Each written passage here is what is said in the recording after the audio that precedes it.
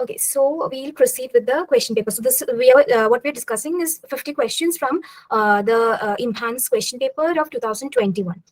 Now, the first question here is Genogram was originated by. So we have 4 options here: Franz Alexander, Murray Bowen, Master and Johnson, and James Mann. Can anyone answer?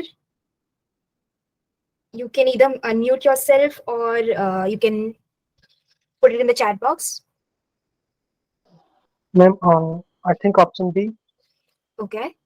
Anyone else? Yeah, ma'am, I think it's B. Okay. Anyone else wants to answer? Okay, that's it. So what they said is correct. It's option B. So genogram, is basically a diagrammatic representation of a family tree. And this is mostly done in case of systemic family therapy. We use it for clinical interview and everything, but it was initially for the purpose of this one, systemic family therapy, and the person who is associated with that, the person who introduced the genogram, Murray Bowen, was also associated with systemic family therapy. And now, if you see this whole, pattern, that is the options given here. So among this, you can see that only Murray Bowen is the one who is associated with systemic family therapy. The others, for example, Franz Alexander. So he is associated with psychoanalysis, and he is one of the pioneers in the psychosomatic medicine, as well as psychoanalytic criminology, and he is the person who bridged the gap between psychoanalysis as well as psychotherapy. So he's the person who introduced psychoanalysis into the psychotherapy domain. And coming to Master and Johnson, so these two were American researchers who are very much noted for their studies on human sexuality or human sexual behavior, and they did field research on human sexual behavior. And finally, you have the last option, that is James Mann, who is the pioneer of brief psychotherapy. So as you can see here, I have given an explanation of genogram, then about the 4 options, that is people in the 4 options. So this is how you create an elaborate plan when you're studying for your exam. All right. And you can actually, if you know all these people, and if you don't know exactly who is associated with genogram, you can probably also eliminate some of the option and then find the answer. And the link given here, it has a very good detailed information about genogram. I'll share the PPT with you. You can check out all these links. Okay. Now coming to the next question, that is the Vygotsky's stage, which is similar to Piaget's concentration and conservation. So there are 4 options. First is mature concept stage. The second is vague syncretic stage. Then you have potential concept stage, and D, complex stage. So does anyone know the answer?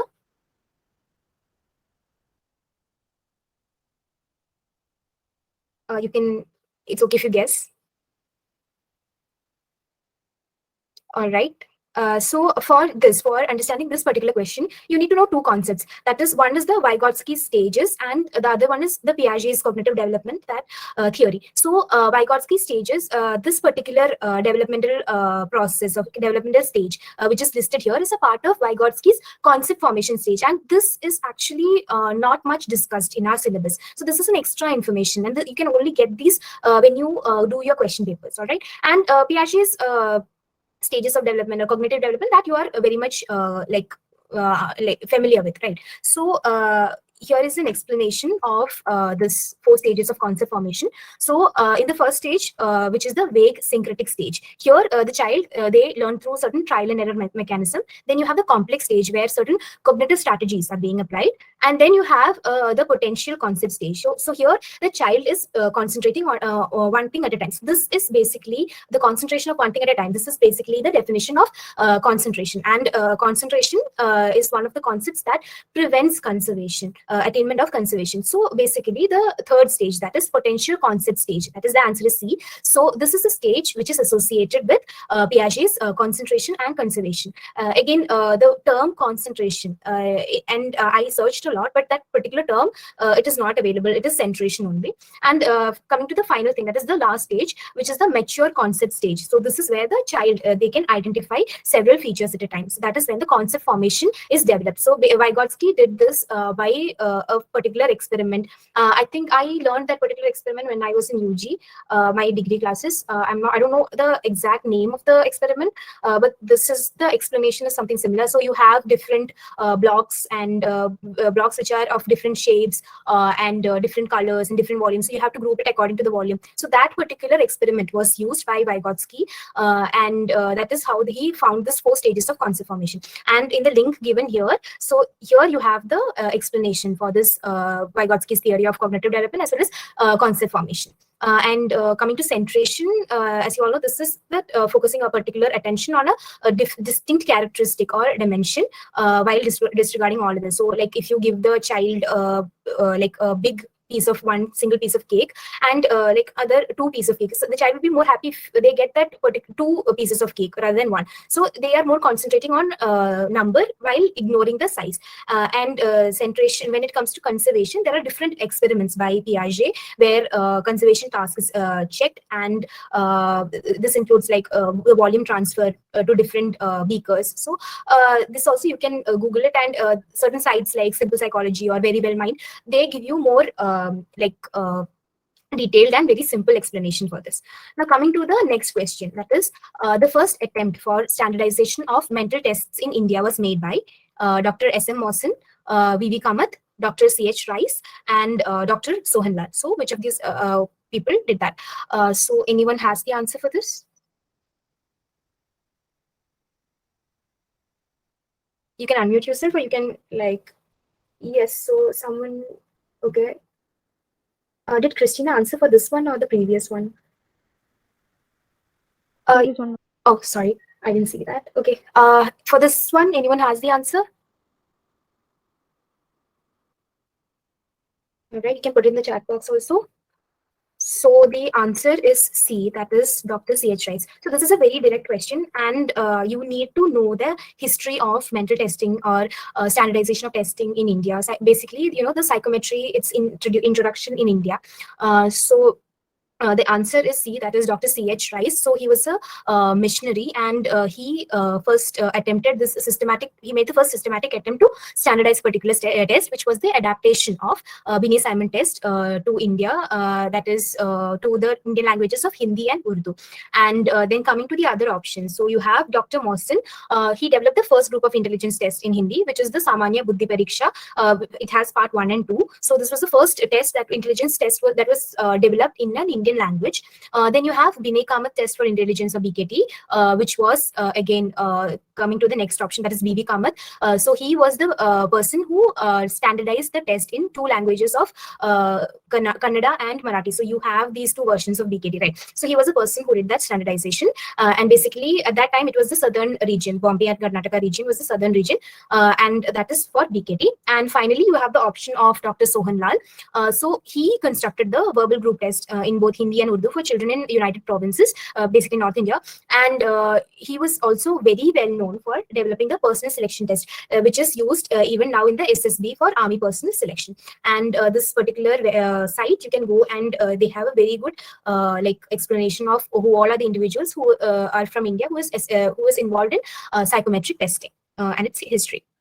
Now coming to the next test, next question. So here the question is, according to psychodynamic theory, individuals are sometimes motivated to respond to the world through the perspectives they have learned from important other people in their developmental past. This is called A, object permanence theory, B, distorted perspective theory, C, object relations theory, and D, ego defense theory. So any answers? Option C. Okay, anyone else? Okay, all right, you are right. It's option C. So can you, who answered? I couldn't note the person. The person who answered, can you please unmute yourself? Yes, ma'am. Yeah, do you know the answer, or how did you like answer the question? I think object relation theory is related to psychodynamics, right? Okay. And also it deals with how people are reacting to the world. I mean, the relation between people and connection. I think that's why I answered. Okay, it was a very perfect logic. So this is how, you know, you have to, so yeah, as she said, so there are certain keys in the question that is embedded in the question itself, right? So you have here the psychodynamic theory. So among this whole pattern, you have A, B, C, D. you cannot associate object permanence theory to psychodynamic theories. It is basically the cognitive. It is a part of the cognitive development theories that is developed by Piaget. So you can eliminate that. Then you have the distorted perspective theory. So this is basically cognitive distortions. So this is also not associated with psychodynamic theory. It's more associated with the CBT or cognitive dimension. And then you have two theories that is associated with psychodynamic, two options, sorry, that is associated with psychodynamic theory. One is the object relation theory, and the other is the ego defense theory. All right. So in these two theories, the gist of the question, you can get that there is an association with our developmental past, that is childhood, and learning from important others or your caregiver. So these two keywords are associated with object relations theory. So that is the answer for the question. That is C. All right. Now, these are the explanations. Because you are familiar with all these, I'm not going much into detail into all these things. Now, coming to the next question. So this is a very good question, which has a practical application of theoretical understanding. So the question is, which of the following tests will you use to find out whether children's motivation to succeed at school is related to the size, ethnicity, and socioeconomic status of their family? A, chi-square test, B, Kruskel-Wallis test, C, multiple regression, and D, two-way ANOVA. Anyone has the answer? So just unmute yourself, or you can like put it in the group. Sorry, chat. Okay. Anyone? I think option C, multiple regression. Yes. Can you tell me how you arrived at the answer? Here we can say like it is talking about relationship, and it is sorry, like how other. Yeah, tell me. Yes, ma'am. Here we can say like we talk about the relationship, and relationship is like one is like children's motivation, which we can take it as a dependent variable, but other three variables, how these three variables are like influencing the motivation. So we can get the answer by multiple regression only, because there are more than two variables.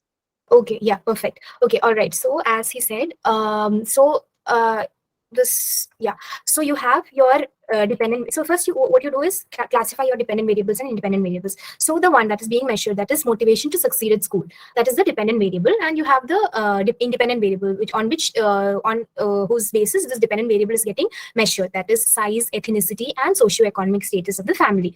So when you look at this, you are basically in the question itself, it is shown that how this particular DV is related to or associated to these three parameters. And one thing that you have to note is that until said explicitly that there is either some skewness or there is some the test is non-parametric or having a small sample, we assume that whatever the test is being said, it is parametric in nature. So you can eliminate A and B, which is chi-square test and the Kruskel-Wallis test, both of which are non-parametric test. And in the left, that is multiple regression and two-way ANOVA.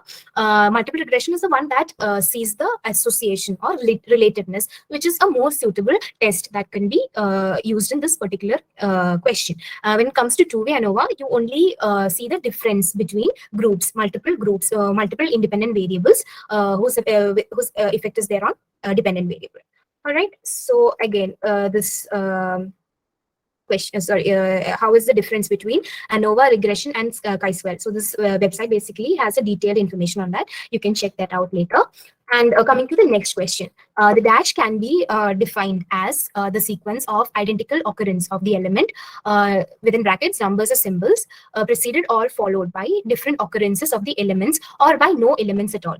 So your options are Kruskel-Wallis H, Run R, Mann-Whitney U, and Students T. So any answers? You can unmute yourself or put it in the chat box.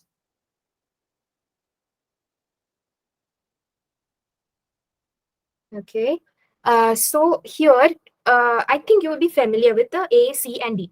Kruskel-Wallis H test. So this is basically you are understanding the difference between different groups of independent variables on a dependent variable, a single independent variable with multiple levels on a dependent variable in a non-parametric way. So it is an alternative for one-way ANOVA. And none of the knowledge that you have of Kruskel-Wallis H would match this particular statement, right? And coming to the next one, that is Mann-Whitney U test, option C. Again, this is a non-parametric alternative of independent sample t-test, where you find the difference between two groups, the means of two groups. And again, this does not match whatever is given in the statement. And similarly, for students t-test also, there is no matching. So what we are left with is run-R. So this is basically how you arrive at a conclusion by elimination. And run-R is, the answer is run-R, and which is a basic the test that is used to test the sample of its randomness, or how unbiased or random the sample is which is taken from that particular population. So answer is B. And next one, that is about analog observation. So the question is, an analog observation enables, the options are superstitious observation of the client, observations of non-clinical population, observation of more than one client at a time, and observation that require 3 or more clinicians. Any answers?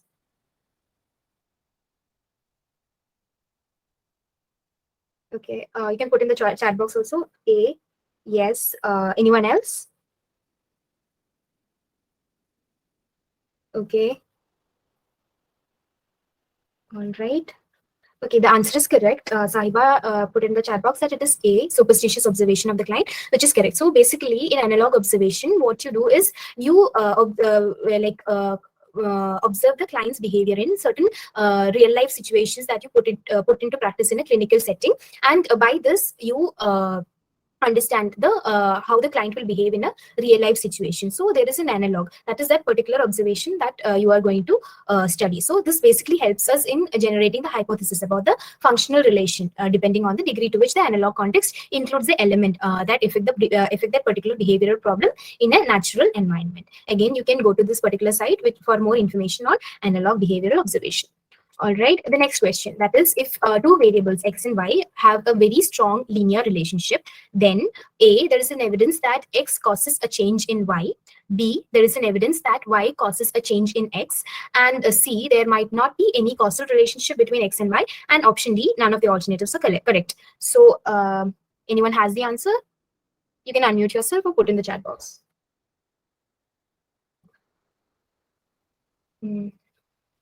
Or should I call someone and say?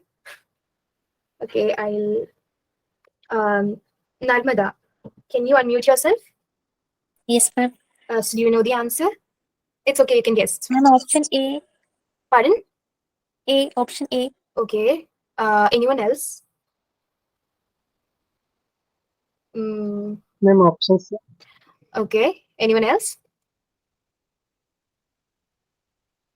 Ma'am, C. Okay.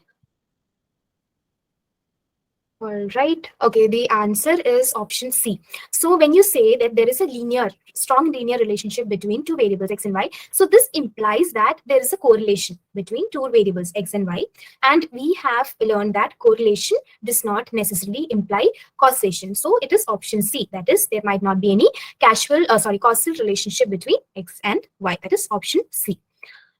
So the next question. So the next one is a very direct question. The question is, ANCOVA is A, used to correct for unmeasured variables that could affect the outcome variable.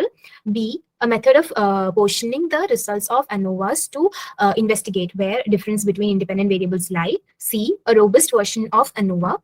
D, an extension of ANOVA that partials out the effect of other measured variable. So answers.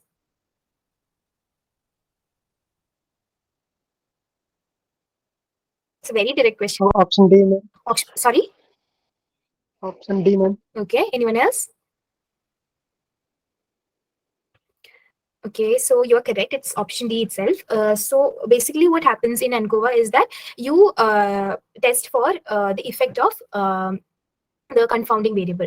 So that is the effect of other measured variables. So that is, and it basically makes them into constant, and you can understand the relationship between the variables, the independent and dependent variables which you are studying. So the answer is option D. And when it comes to the other options, so that is why I included this particular question. The correction of confounding variables on dependent variable by stratification and regression models. That is how it is done. But option A is also correct for ANCOVA, because ANCOVA or ANOVA can be used for correction of the sorry, not ANCOVA. ANOVA can be used for correction of these unmeasured variables. And coming to robust version of ANOVA, so this is mostly done in case of like computer programs, so which is also known as robust ANOVA.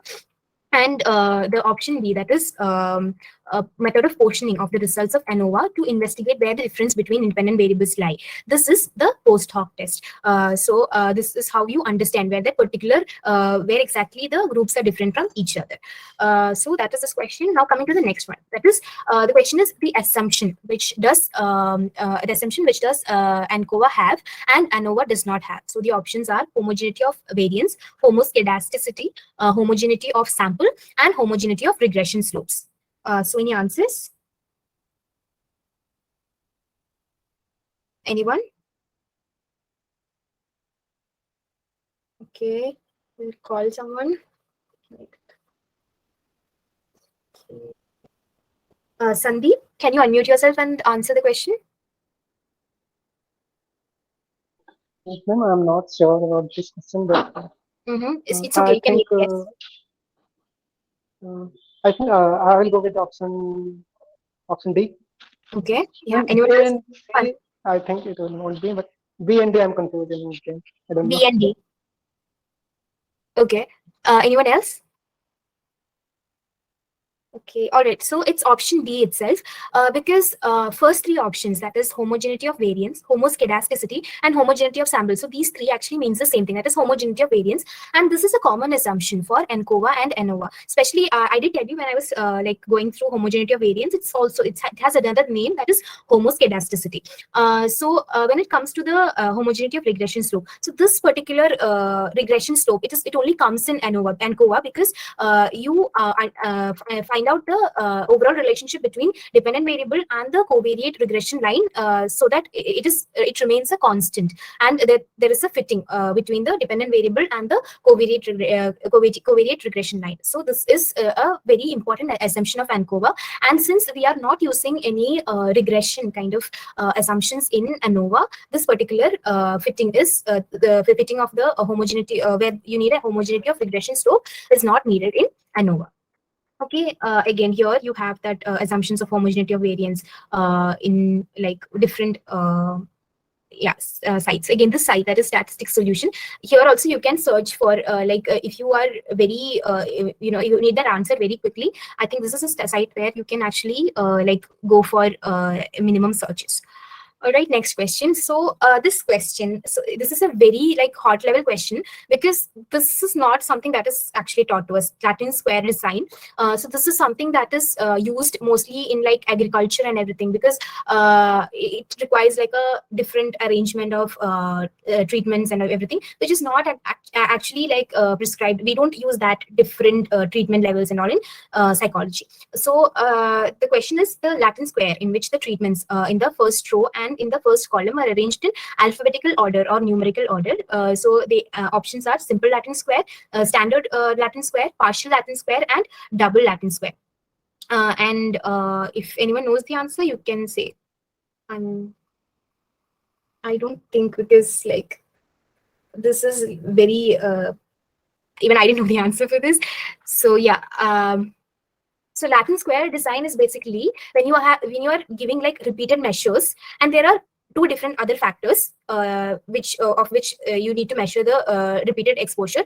And if you don't want to do full three-way ANOVA, this design is particularly used. And we don't have that much complicated things in psychology, so mostly Latin square design is not used in psychology. And where the treatments are assigned to the first row and first column in an alphabetical or numerical sequence, this happens in a standard Latin square design. And when it comes to, so the option for this question is B. And when it comes to partial Latin square, so if there is an n by n array, each of the symbols 1, 2, 3 up to n, it occurs at most once in that particular row and column. The next question is also about Latin square design. If you need to, if you are very much interested in statistics and you need to go further about Latin square design, you can use these two websites. It's kind of a bit lengthy, but it is quite understandable also. And again, this is the same question. That is, LSD is a number of treatment. In LSD, the number of treatment rows and columns are seldom equal, usually equal, equal, and unequal. Anyone knows the answer? Okay. So the answer is equal. So again, I showed here. So you need an n by n array. So the number of rows and columns are always equal in a Latin square design. And the next question, dash research is based on naturalism, field research, descriptive research, basic research, and applied research. Any answers? This is a very direct question. Okay. Sahiba, can you unmute yourself? Yes, answer, ma'am. Okay. Anyone else? Option A. Yeah. Okay. Anyone else?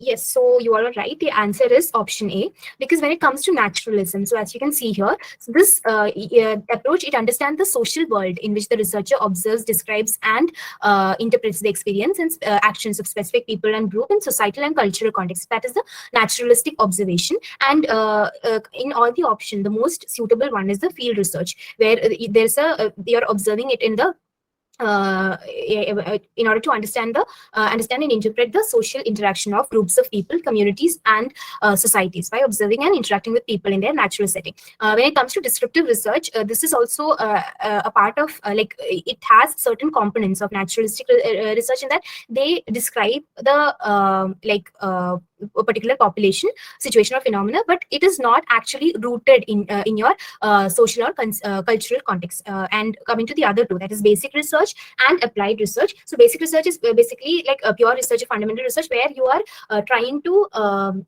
improve a particular scientific theory for the better understanding of as well as prediction of natural or other phenomena. And basic research does not imply that you have to actually go to the social context and or cultural context and do the study. Again, in applied research also, here you have to create practical solutions for specific problems. Again, it requires a lot of manipulation and something that naturalistic inquiry is it does not require. Now coming to the next question. So the question is, which of the following statements are true? One, classical conditioning regulates reflexive, involuntary, and involuntary responses exclusively. Two, classical conditioning can increase sexual arousal. Three, operant conditioning regulates voluntary responses exclusively. And four, the distinction between the two types of conditioning is not absolute. So you have four different options for which are the statements are correct. So you have 1, 2, and 3 only, 3 and 4 only, 2 and 4 only, and finally 1, 3, and 4 only. So answers, anyone?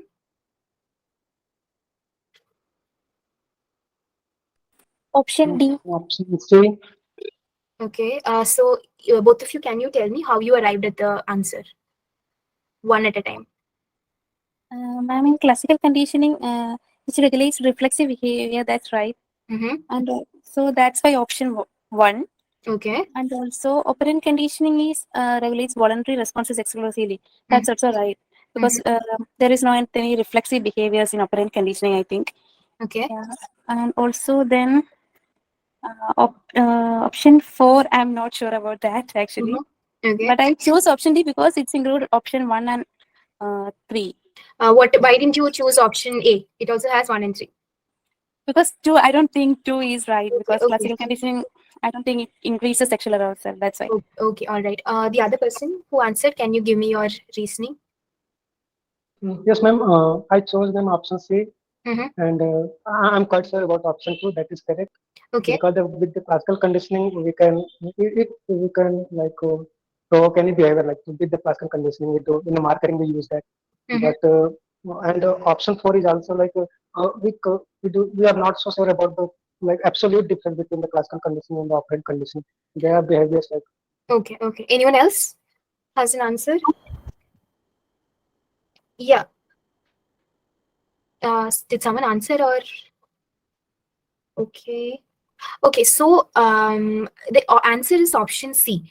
because when you first look at 1, 3, and 4 statements, it basically, 1 and 3 tells one pole of like one side of the statement, and 4 is like literally the opposite of it. So these 3 options cannot coexist together. So it cannot be option D. That is classical conditioning. It regulates reflexive, involuntary, and involuntary responses exclusively. So that word exclusively is what you missed. So that is, it does not at all control your voluntary responses. So this is not correct, because classical conditioning, it has a control on both. So you have your conditioned stimulus, you have your unconditioned stimulus, you have your conditioned response and conditioned response. So there are different factors for this particular classical conditioning to occur. And when it comes to operant conditioning also, it's the same thing. You have your it has its voluntary responses, and it has also its involuntary side to it.